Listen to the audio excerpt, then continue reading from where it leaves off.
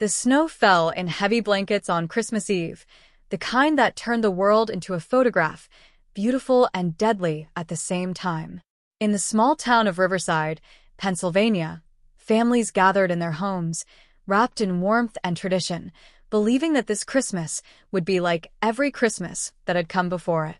They did not know that in a few hours, a 7-year-old boy named Thomas would fall through the ice of Miller's Pond, that his small body would sink into water so cold it burned, that doctors would later say he had no chance of surviving more than a few minutes beneath that frozen surface.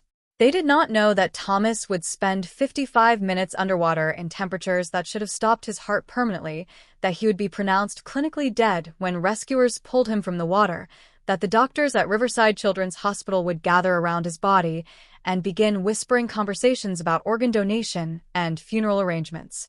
They did not know that they were about to witness something that medical science could not explain, a recovery so complete and so impossible that Thomas's case would eventually be published in medical journals as one of the most remarkable examples of survival against odds so overwhelming that statisticians struggled to calculate them.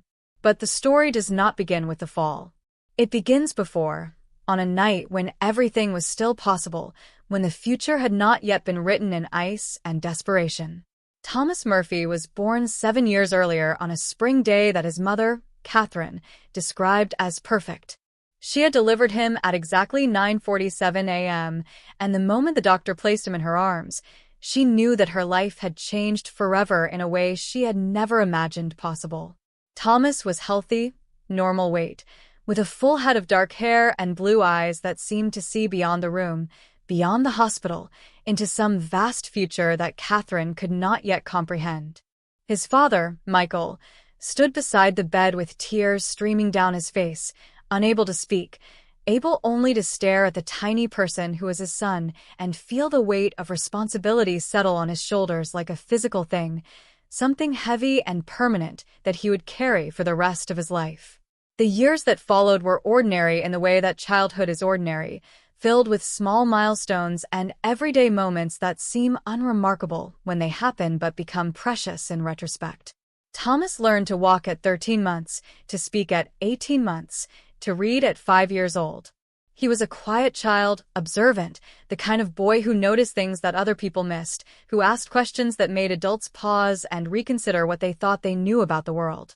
He loved books and snow and drawing pictures of animals, particularly penguins, which he said were his favorite because they were dressed like they were going to a party, but they lived in a place where nobody else showed up. His school friends described him as kind, a boy who shared his lunch with other children who had forgotten theirs, who stood up for kids being bullied even though he was small and couldn't have hoped to win a physical confrontation. His teacher, Mrs. Garrison, wrote on his report card that Thomas demonstrated exceptional empathy and sensitivity to others' feelings, qualities that she noted were increasingly rare in children his age. His parents were proud of him in the quiet way that parents are proud when their children seem to be becoming good people, not because of anything particular they had done, but because something in the child's nature seemed to bend toward kindness without having to be taught. Christmas 1993 was approaching when Thomas's grandmother, Margaret, came to visit. Margaret was 93 years old and had traveled alone on the train from Boston to spend the holiday with her family. She was frail now, her bones thin like a bird's, her voice reduced to a whisper, but her mind remained sharp, and she loved Christmas with an intensity that Catherine had never quite understood until she became a mother herself. Margaret wanted to give Thomas a particularly special Christmas, she said, because she did not know how many more Christmases remained to her. Nobody said it aloud, but everyone understood what she meant. Margaret had heart problems, and her doctors had made increasingly vague comments about how long she could reasonably expect to have. Thomas and Margaret formed an immediate bond, the kind that sometimes happens between old people and young children, transcending age and experience, and connecting instead on some level that adults do not fully understand. They spent hours together, Margaret in her chair by the window and Thomas on the rug beside her, drawing pictures or reading books aloud, Margaret's voice cracking as she pronounced the words, but Thomas listening with the intensity of someone who understood that this was precious, this time together, this moment of connection with a person he might lose. On Christmas Eve, Margaret suggested that they all take a walk to Miller's Pond. It was a tradition that she remembered from her own childhood, she said, walking to the pond to watch the ice and listen to the winter sounds and feel connected to something larger than themselves. Catherine initially hesitated because the temperature had dropped to 12 degrees Fahrenheit and the wind was vicious, but Thomas looked at his grandmother with such longing that she agreed. They dressed carefully, bundling Thomas in his snowsuit and boots and hat, his small face barely visible between layers of fabric, his eyes bright with excitement. The pond was beautiful in the failing light of Christmas Eve afternoon. The ice stretched across its surface like a mirror, reflecting the gray sky and the dark pines that surrounded the water.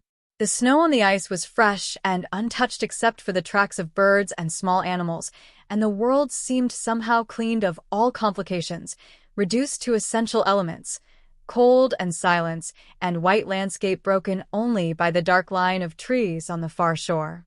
Margaret wanted to stand at the edge of the pond and remember, she said, when she was young and the world was different.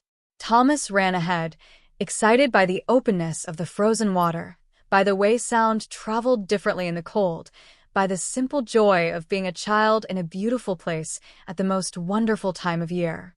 Nobody saw exactly what happened, but Catherine was looking at Margaret when she heard the crack. It was not a loud sound, not dramatic, just a sharp break like a branch snapping, but Thomas knew immediately that something was wrong. He looked down and saw that the ice beneath him had fractured, widening into a black line, and then into a broader break, and then his foot was breaking through, and then his leg, and then he was falling. Catherine screamed. Michael rushed forward. Margaret, frozen in shock, watched as her grandson disappeared into the black water that suddenly opened beneath him like a mouth. Thomas did not make a sound when he fell. Later, doctors would explain that the shock of immersion in ice water causes something called cold water immersion syndrome, where the body's gasp reflex is overwhelmed and water enters the lungs immediately, usually resulting in immediate loss of consciousness. Thomas, according to the timeline that could be reconstructed afterward, lost consciousness within 10 to 15 seconds of entering the water. His body sank into the darkness beneath the ice, pulled down by the weight of his winter clothes, his snowsuit becoming an anchor instead of a protector. Michael reached the hole where Thomas had fallen just as the ice cracked further beneath his weight. He could see nothing in the water below, nothing but black emptiness, but he dove anyway, his arms flailing in the darkness, searching for some part of his son that he could hold onto. Catherine, on the shore, was screaming without stop, a sound that neighbors would hear from a quarter-mile away and would never quite forget. Margaret stood perfectly still, staring at the hole in the ice as if it were a portal to some incomprehensible realm. Michael came up without Thomas. He could not find him. The water was too cold, his vision too obscured by darkness, his own body already beginning to shut down in response to the extreme temperature. He dove again. Again, he came up empty-handed. On the third dive, his fingers brushed something soft in the water, something fabric-wrapped and small, and he grabbed it with strength born of pure desperation and pulled it upward, breaking through the ice crust that was already beginning to reform, gasping for breath, feeling his own body temperature dropping precipitously even in the few seconds he had been in the water. Thomas's body was limp, completely motionless, with no sign of breathing or consciousness. His lips had turned blue. His skin was already assuming the pale, waxy appearance of death. Michael performed CPR right there on the ice, pushing on his son's tiny chest, breathing into his mouth, knowing that it was probably too late, that the cold had claimed his child, but unable to stop trying because the alternative was unacceptable, was something his mind could not process. Police sirens arrived within minutes. Paramedics took over from Michael, continuing CPR, rushing Thomas to the waiting ambulance, their voices professional and calm but their faces revealing the truth that Thomas was likely dead and that they were going through the motions of rescue more for the parents' sake than for any genuine hope of reviving the child. The drive to Riverside Children's Hospital took 8 minutes. During those 8 minutes, the paramedics did not stop performing CPR. They did not stop trying to restore a heartbeat that had been absent for over 10 minutes. They did not lose hope because losing hope meant admitting that they were moving a corpse to the hospital instead of a living patient, and that admission was not something that anyone in the ambulance was ready to make. At Riverside Children's Hospital, Thomas was wheeled immediately to the resuscitation team.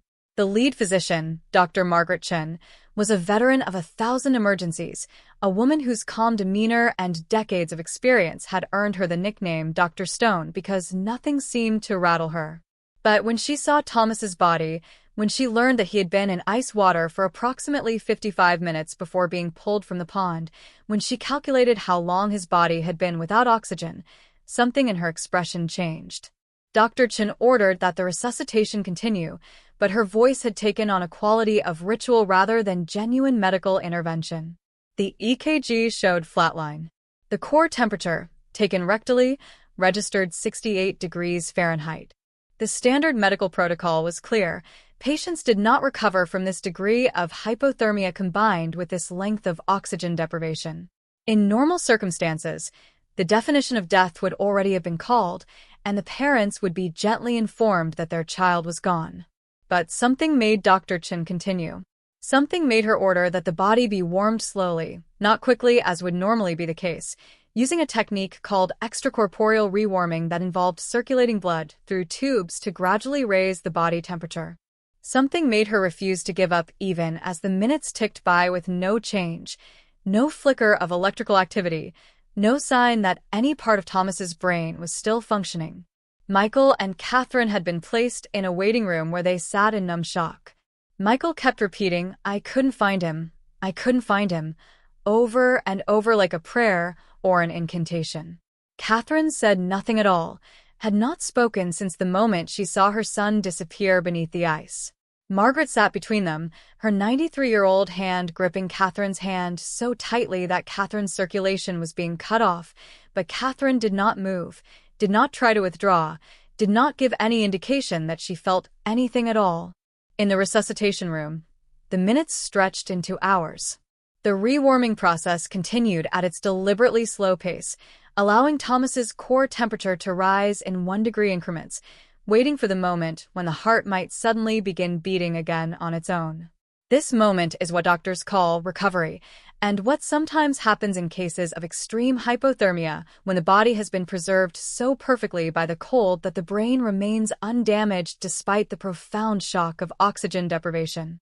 At 2:47 a.m. on December 25th, 3 hours and 22 minutes after Thomas had been pulled from the water, the EKG suddenly registered activity. It began as a few irregular beats, scattered electrical impulses that meant nothing on their own, but that signaled something profound. The heart was returning to life. Dr. Chen, who had remained in the resuscitation room the entire time, who had not sat down or stepped away for more than a few minutes at a time, looked at the monitor and felt something shift in her chest, a sensation that she had learned to recognize over decades of medical practice as the moment when the impossible becomes possible. She did not celebrate, did not allow her professional demeanor to crack, but she did place her hand on Thomas's shoulder, this tiny 7-year-old boy who should have been dead, and she said very quietly, "Welcome back, Thomas." The heart rate accelerated. Regular sinus rhythm established itself on the EKG. Blood pressure readings appeared on the monitors for the first time since he had been admitted. Thomas's core temperature continued rising, degree by degree, as the rewarming continued. And slowly, minute by minute, over the course of the next hour, Thomas's body began doing what his body was supposed to do. It began living again. Catherine was brought into the room when Thomas was stabilized enough for her to see her son. She gasped when she saw him, not because he looked horrible, though he did, pale and swollen and connected to seemingly dozens of tubes and wires, but because he was there, because he was breathing, because the monitors showed a heartbeat and blood pressure and electrical activity in his brain.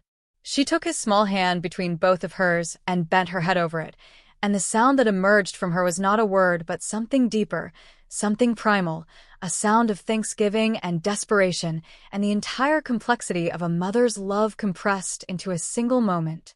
Thomas's eyes opened at 6:15 a.m. on Christmas morning, 30 minutes before Michael had planned to leave the hospital to begin preparing arrangements for his son's funeral. The eyes did not immediately focus. They did not seem to see. But they were open, which meant that there was someone inside looking out, which meant that his brain was functioning, which meant that a miracle was in progress, and nobody dared use that word aloud yet because miracles were supposed to stay theoretical until they had proven themselves undeniable. Over the following days, Thomas continued to improve in ways that defied the experts' expectations. When neurologists examined him, they expected to find evidence of brain damage, of oxygen deprivation that had resulted in permanent cognitive impairment, in loss of motor function, in all of the disabilities that should have resulted from an hour of complete anoxia. They found nothing. His brain scans were normal. His reflexes were intact. His cognitive function, tested repeatedly as he became more alert, showed no deficits. By all measures, Thomas's brain had somehow survived unscathed. The medical team that had treated Thomas began documenting the case for publication in medical journals. Dr. Chen wrote in her notes that in 37 years of medical practice, in thousands of emergency room cases and hundreds of hypothermia cases, she had never encountered anything like this. The cold, she wrote, seemed to have preserved Thomas's body in a way that was theoretically impossible according to everything that medicine understood about how long the human brain could survive without oxygen. The cold should have killed him. Instead, it had saved him. On January 3rd, 18 days after being pulled from Miller's Pond, Thomas was discharged from Riverside Children's Hospital. He walked out of the hospital on his own two legs, holding his mother's hand, showing no signs of the trauma that his body had suffered, no indication that he had spent nearly an hour in water that should have killed him. Neighbors who had gathered outside the hospital to watch him leave reported later that they felt something unusual that day, a sense of witnessing something beyond normal human experience, a feeling of the sacred intruding into the ordinary world. Thomas's medical records were submitted to journals specializing in pediatric emergency medicine, to journals studying hypothermia, to journals examining the mysterious nature of spontaneous recovery from conditions that should be fatal. His case became known as the Christmas miracle, a shorthand for something that doctors did not quite understand but that they could not deny. Researchers began studying ice water rescues more carefully, looking for other cases similar to Thomas's, trying to understand if his recovery had been a statistical anomaly or if there were principles about human physiology under extreme stress that were not yet being properly understood. The rescue operation itself became a subject of medical discussion. Why had paramedics continued performing CPR for so long when the patient was clearly dead? Why had Dr. Chen continued with resuscitation efforts that were, by standard protocols, futile? The answer, when examined in retrospect, seemed obvious. They had believed in the possibility of recovery before that possibility had been proven. They had persisted in hope even when hope seemed irrational.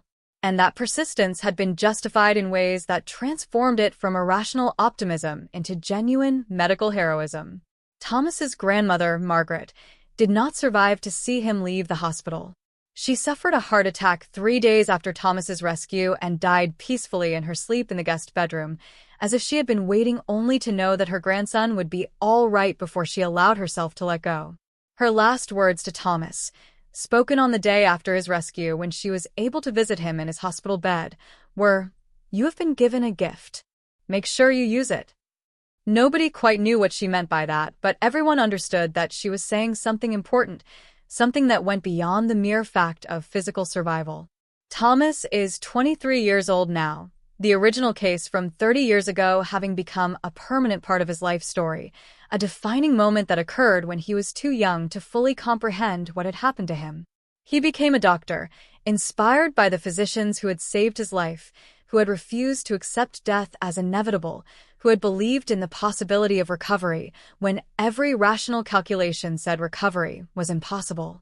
He specializes in emergency medicine and cold water rescue, dedicating his career to understanding the mysteries of human survival, to pushing the boundaries of what medical science considers possible. When asked about his experience, Thomas says that he does not remember being in the water. He does not remember drowning. He does not remember the absence of breath or the panic that should have accompanied submersion. He remembers only a darkness that was not quite sleep and not quite death, a kind of neutral place that seemed to exist outside of normal experience. And he remembers, or thinks he remembers, a presence in that darkness, something that felt like protection, like a hand guiding him through the void and then releasing him to return to life. Doctors cannot explain this. Science cannot account for the subjective experience of near-death survival in ways that entirely satisfy rational understanding. The brain is supposed to register terror and agony in the moments before losing consciousness, yet Thomas reports only a sense of peaceful darkness. The brain is supposed to suffer irreversible damage after so long without oxygen, yet Thomas showed no signs of that damage. The body is supposed to fail under extreme hypothermia combined with extended oxygen deprivation, yet Thomas's body survived and thrived. The case remains controversial in medical literature, with some researchers proposing explanations involving the protective effects of profound hypothermia on metabolism, the possibility that cold water immersion triggers a diving reflex that reduces the body's oxygen requirements, theories that attempt to fit Thomas's recovery into existing frameworks of medical understanding. Other researchers simply acknowledge that some mysteries of human physiology remain unexplained, that the boundary between life and death is not as absolute as medical science tends to assume, that survival sometimes occurs in circumstances where it should be impossible. Thomas receives inquiries from around the world, from families who have lost loved ones in water, from people seeking explanations for their own inexplicable medical recoveries. He responds to all of them, sharing his story not as proof of anything metaphysical or beyond the scope of science, but as evidence that the human body and mind possess capacities that are not yet fully understood, that persistence and hope even against impossible odds can sometimes be justified, that miracles might be defined not as violations of natural law but as natural events that exceed our current understanding of how nature operates. On Christmas Eve each year, Thomas returns to Miller's Pond. He stands at the place where he fell through the ice and remembers the darkness, remembers the hand that guided him through it, remembers the moment when he returned to consciousness in the hospital and understood that something had happened to him that transcended normal experience. He brings flowers sometimes, though he is not entirely sure who they are for. His grandmother, perhaps, for believing that he would survive. His parents, for not abandoning hope. The doctors who saved him. Or perhaps just for the mystery itself, for the profound realization that we live in a world more strange and wonderful than our categories of understanding can fully contain. Medical schools now use Thomas's case as part of their curriculum, specifically in courses on emergency medicine and the treatment of hypothermia. Students read the medical records, examine the laboratory results, review the imaging studies, and eventually confront the question that the case raises without fully answering. How do we account for what should be impossible, but which clearly happened? How do we maintain appropriate scientific skepticism while remaining open to the possibility that reality sometimes exceeds our theoretical frameworks? How do we balance rationality with humility about the limits of our understanding? Thomas's answer, when asked these questions, is simple. He says that the Christmas of 1993 taught him that survival often depends not just on physical mechanisms, but on the presence of people who refuse to accept death as final, who persist in believing that recovery is possible even when every rational calculation suggests otherwise. He says that he survived not because of his own strength or virtue, but because his parents refused to abandon hope, because paramedics continued performing CPR on a body they believed was dead, because a doctor kept trying when trying was supposed to be futile, because his grandmother had taken him to the pond that day and had loved him with the kind of love that transcends even death itself. He survived, Thomas says, because people believed in him. And perhaps that is the most profound miracle of all. Not the medical recovery that defies scientific explanation, but the human capacity to believe in possibility even in the face of impossibility, to say that this person still lives when all evidence suggests they are lost, to persist in hope even when hope seems irrational. Comment below. Do you believe in miracles? Have you, or someone you know, experienced something that medical science cannot fully explain? Thomas's story is not unique in that inexplicable recoveries happen, but it is remarkable in its completeness, in the fact that Thomas emerged from his ordeal not just alive but undamaged, not just surviving but thriving. That speaks to something deep within human experience, something about the nature of survival itself, something that transcends the merely physical and touches something deeper.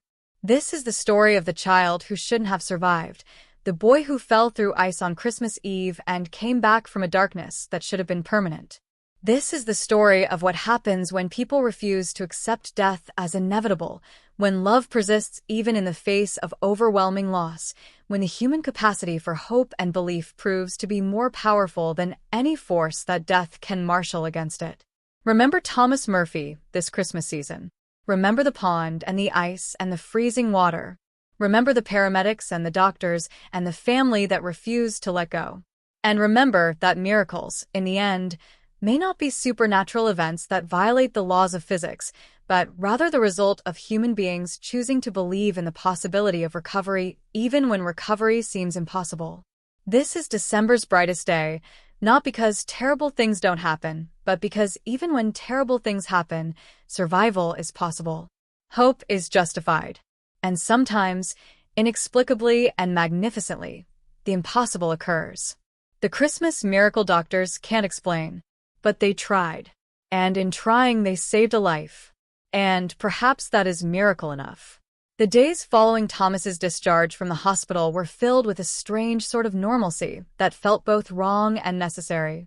Thomas needed to readjust to ordinary life, needed to go back to school, needed to resume the routines that had been interrupted by the accident.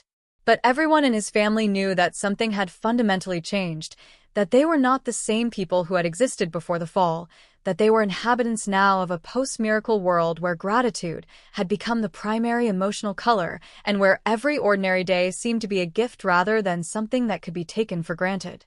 His school, Riverside Elementary, organized a special assembly to welcome Thomas back.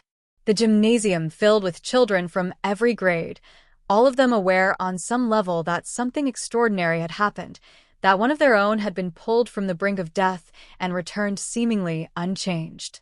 Thomas, sitting in a chair on the stage with his parents on either side, felt deeply uncomfortable with the attention, with being treated as special or remarkable. He wanted only to be normal again, to be just another 7-year-old boy going to school and doing homework and playing with friends. But the world had decided that he was different, and no amount of wishing could change that. Teachers began treating him with a kind of careful tenderness, as if his near-death experience had made him fragile in ways that were not physically apparent. Friends' parents whispered when they saw him, telling their children to be nice to Thomas, in ways that made it clear they were thinking of him as somehow changed by what had happened. Thomas responded to this attention with quiet acceptance, but inside, he was wrestling with a question that nobody quite knew how to address. If he had died that day, if his body had remained in the water and the rescue had failed, would he have mattered less? Would his life have been less important? The fact that he had survived seemed to be the only thing that made him valuable to many people, as if death was the price of ordinary life and survival was the currency of worth. His parents took him to a psychologist, Dr. Raymond Seidel, a specialist in childhood trauma who had worked with survivors of accidents and disasters. Dr. Seidel was a tall man with gray hair and the kind of calm demeanor that helped children feel safe talking about terrible things. Thomas did not want to talk about terrible things. He sat in Dr. Seidel's office and said as little as possible, answering questions with single words when possible, offering nothing voluntarily about his experience or his feelings regarding the day that had changed everything. Over the course of weeks and then months, a picture emerged of a child who was struggling with something that most people did not understand, the burden of having survived when survival seemed impossible. Thomas felt guilty that he had survived when other children did not, when people every day were dying in ways that were no different in fundamental principle from how he should have died. He felt strange and separate from other children, as if the water had marked him in some way that set him apart from the normal world of childhood. He felt pressure to be grateful all the time, to appreciate his life in ways that seemed exhausting, to live up to the miracle of his survival by being exceptional. Dr. Seidel explained to Thomas that what he was experiencing was not unusual, that survivors often struggled with complicated feelings about their survival, that guilt was a normal response to having lived through something that should have been fatal. He said that Thomas's job was not to justify his survival by being perfect or exceptional, but simply to live his life as fully as he could, to make choices based on what was right for him rather than on what other people expected of the miracle child. This permission to be ordinary, to make mistakes, to not feel responsible for justifying his existence, seemed to be what Thomas needed. Gradually, over the remainder of that winter and into the spring and summer that followed, he began to reintegrate into normal childhood. He played with friends. He got into arguments about whose turn it was on the swings. He made a D on a spelling test and felt embarrassed like any other kid, not like he was failing to live up to some cosmic obligation to be exceptional. But the accident had altered him in ways that were permanent, ways that could not be undone by time or distance or the simple passage of ordinary days. He had been to a place that most people never reach, had experienced something of death and darkness, and had returned. That experience could not be erased or forgotten, even when it was not actively being discussed. It had become part of his fundamental understanding of the world, part of the underlying architecture of his personality. When Thomas was 13, in 8th grade, the story of his rescue was featured in a television documentary about medical miracles. The documentary showed recreations of the rescue, interviewed his parents and the doctors, examined the medical mechanisms of hypothermia and survival. Thomas watched himself on screen, saw his 13-year-old self talking about an experience he could not quite remember, and felt oddly disconnected from the narrative that was being told about him. The documentary presented his story as evidence of the miraculous nature of the human body, of how life could persist even under the most extreme conditions. It made his survival seem predetermined, as if fate had marked him as special from birth, and the ice water was simply the mechanism by which his specialness was revealed. This narrative bothered Thomas more than he could articulate. He did not feel special. He felt lucky, profoundly and mysteriously lucky, but luck was not the same as destiny or purpose. Luck was random, contingent, dependent on thousands of small factors that might have gone differently. If the ice had broken a few feet further from where his parents were standing, they might not have been able to help. If it had been 1 degree colder, the cold water immersion might have been immediately fatal rather than survivable. If his father had not been strong enough to dive in the freezing water, if the ambulance had been 5 minutes later, if Dr. Chin had not been on duty that night, if any number of small factors had been different, Thomas would have been dead. Understanding this made Thomas feel less special and more aware of the profound contingency of human existence, the way that life hung by threads that were thinner than most people admitted. It made him understand that his survival was not a sign of anything particular about him, but rather a reminder that survival itself was mysterious, that the boundary between life and death was not as solid as people generally assumed it to be, that the human body and mind possessed capacities that science did not yet fully understand. As Thomas grew older, he became increasingly interested in medicine, specifically in the mechanisms of survival under extreme stress. He spent his high school years reading medical journals, studying biochemistry and physiology, with an intensity that surprised his teachers. He volunteered as an emergency room assistant during his college years, witnessing hundreds of cases of trauma and suffering and survival, understanding gradually that the medical profession was not just about understanding how bodies worked, but about having the courage to persist in trying to save lives even when success seemed unlikely. His parents watched this evolution with complex emotions. They were proud of their son, of the dedication and intelligence he demonstrated. But they were also aware that his path had been shaped by the accident in ways that might have been otherwise if he had not nearly died on Christmas Eve 30 years ago. They wondered sometimes if he would have become a doctor anyway, or if the miracle that had saved his life had also determined the course of his entire existence, narrowing his possibilities into a single predetermined path. Thomas did not feel that his path was predetermined. He felt that he had chosen medicine not because he was obligated to justify his survival, but because understanding how the body survived extreme stress seemed to be the most important question he could possibly investigate. He wanted to know why some people survived when they should have died, why the body sometimes persisted against impossible odds, why humans had capacities that exceeded what they understood about themselves. His medical school interviews went well. The admissions committees were impressed by his dedication, by his unique perspective shaped by personal experience with survival, by the maturity and thoughtfulness that he brought to discussions about medicine and ethics, and the meaning of life. Several schools offered him full scholarships. He chose the University of Pennsylvania, the same institution where Dr. Chun had studied, wanting to follow in the footsteps of the woman who had saved his life, whose refusal to give up had resulted in his continued existence. In his first year of medical school, Thomas took a seminar on medical ethics and extraordinary cases. The professor, Dr. Elizabeth Morrison, brought in copies of several medical journal articles for the class to discuss. As Thomas was reading through the stack of papers she distributed, he suddenly realized that one of them was about him.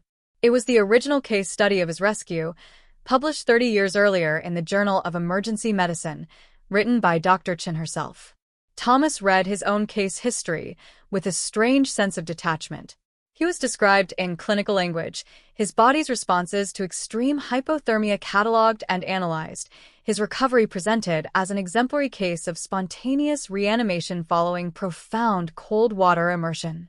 The article discussed the theoretical mechanisms that might have preserved his brain function, the protective effects of the cold, the possibility that his young age and the specific conditions of his rescue had created a unique constellation of factors that allowed for survival.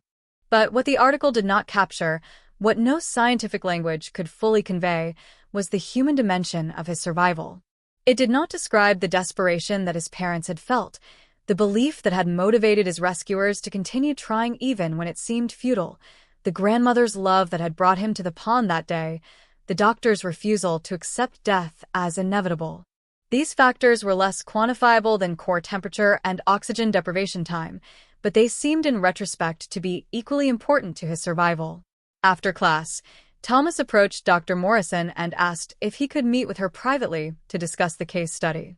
They met in her office the following week, and Thomas told her his story for the first time to someone outside his family.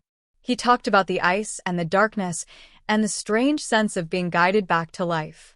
He talked about the pressure of being a miracle child, about the guilt of having survived when he intellectually understood that survival was a matter of luck and circumstance rather than personal virtue.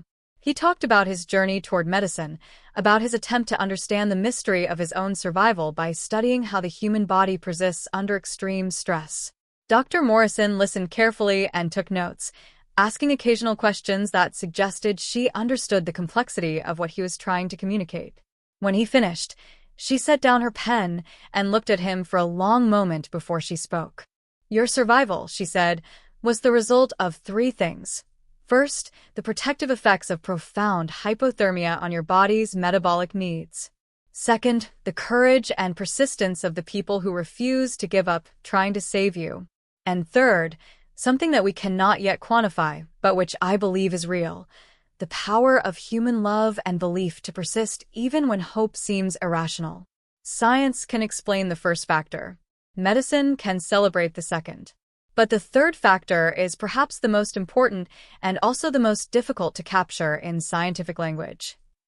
She paused and looked out her office window, where snow was beginning to fall, white flakes descending into the gray afternoon. When she spoke again, her voice was quieter. "I think," she said, "that your job as a doctor will be to bring all three of those factors together. To understand the science deeply and thoroughly, to persist in trying to save lives even when the odds seem impossible, and to never forget the human dimension of survival, the way that love and belief matter as much as any drug or procedure. If you can do that, you will be an exceptional physician. Not because you survived an impossible situation, but because you have learned what most doctors only discover if they are lucky enough to learn it at all, that medicine is not just about understanding how bodies work. It is about honoring the mystery of human existence, the way that we are both biological machines and something more, something that transcends purely mechanical explanation." Thomas took these words deeply to heart. He completed medical school with honors, did his residency in emergency medicine at Riverside Children's Hospital, the same hospital where he had been brought back from the dead 30 years earlier. When it came time for him to choose a specialty for his fellowship training, He selected pediatric emergency medicine with a focus on cold water rescue and extreme hypothermia, deliberately positioning himself to study the very condition that had nearly killed him and had instead transformed the course of his life. His career has been distinguished by an unusual combination of rigorous scientific inquiry and profound compassion for patients in extremis. Colleagues describe him as having an uncanny ability to know when to continue with resuscitation efforts long after most physicians would have given up, a sense of when hope was justified even against overwhelming odds. Some attribute this to the intuition that comes from having lived through the experience himself. Others suggest that it reflects something deeper, a fundamental understanding of the mystery of survival that Thomas carries with him from his near death at the age of 7. His research has contributed to the development of new protocols for treating hypothermia, new understandings of how to approach pediatric cold water drowning cases, new recognition that the phrase "you're not dead until you're warm and dead" has profound implications for how emergency physicians approach cases that seem obviously fatal. His papers are cited in medical education textbooks. His protocols are used in hospitals around the world. The child who should have died has spent his adult life teaching other physicians how to not give up, how to persist in believing that recovery is possible even when it seems impossible. But perhaps his most important work has been more personal than professional. He regularly volunteers with cold water rescue organizations, training first responders in the protocols for treating hypothermia.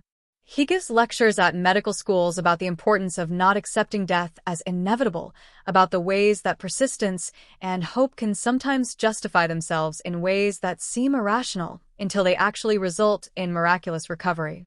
He has become, in his own quiet way, a messenger from the realm of the impossible, someone who lived through something that should have been fatal and has spent his career trying to help others survive similar circumstances.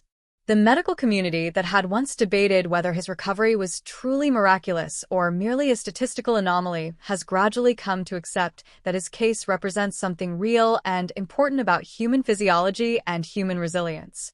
Research into extreme hypothermia has revealed that the young human body has protective mechanisms that are more robust than was previously understood, that cold water immersion can sometimes create conditions where survival is possible even after periods of time without oxygen that would normally be fatal in warmer conditions.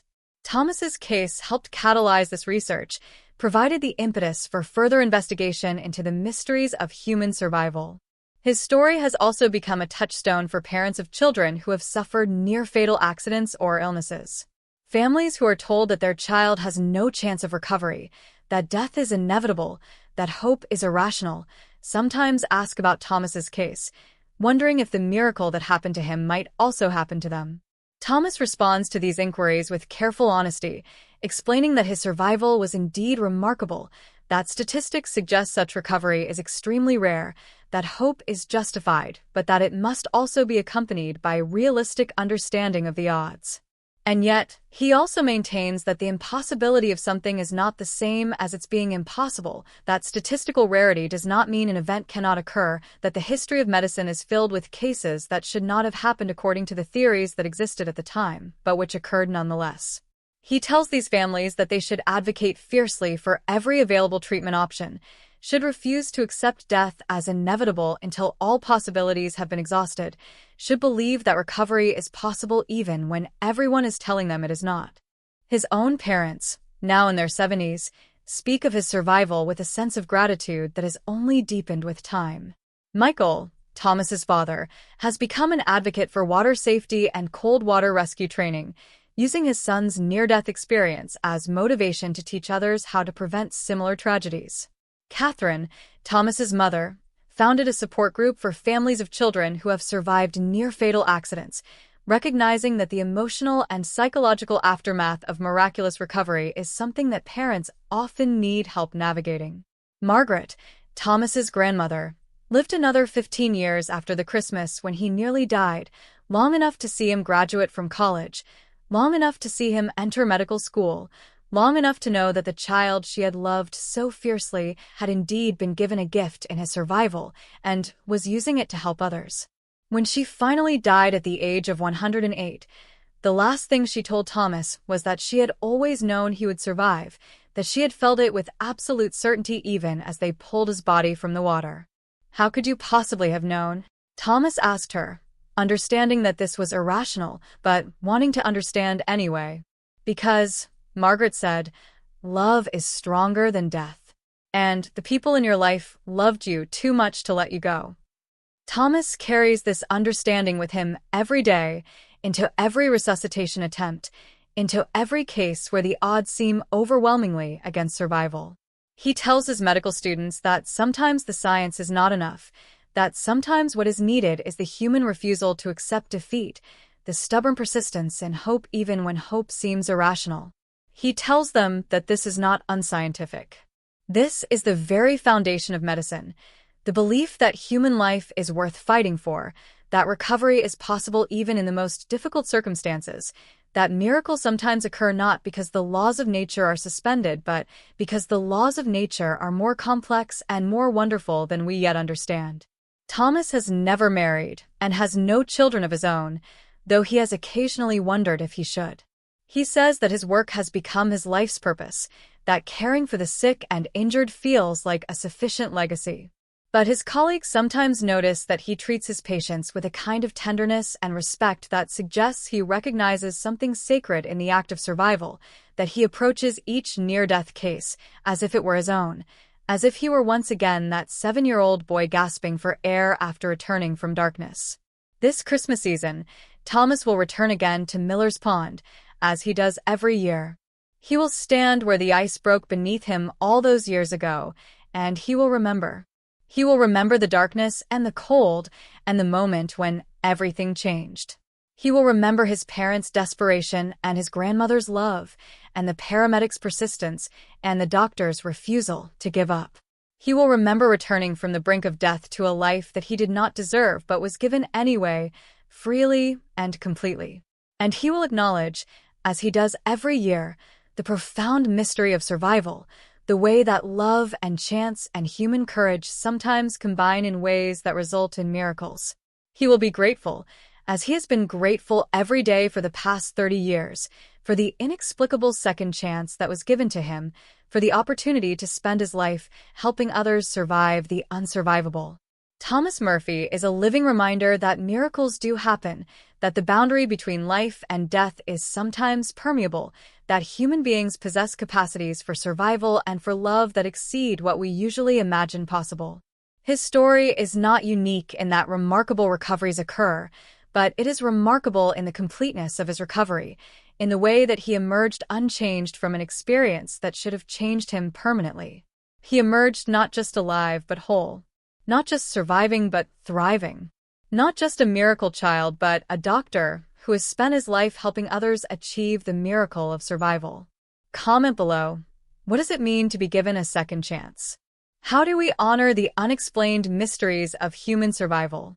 Thomas's story teaches us that sometimes the impossible occurs, that miracles are real and worth believing in, that love and persistence and hope can be justified even when the odds suggest that they are irrational.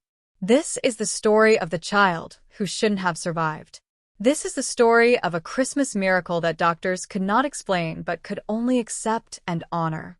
This is the story of what happens when the impossible becomes possible, when love proves stronger than death, when a 7-year-old boy falls through ice and returns to tell the story.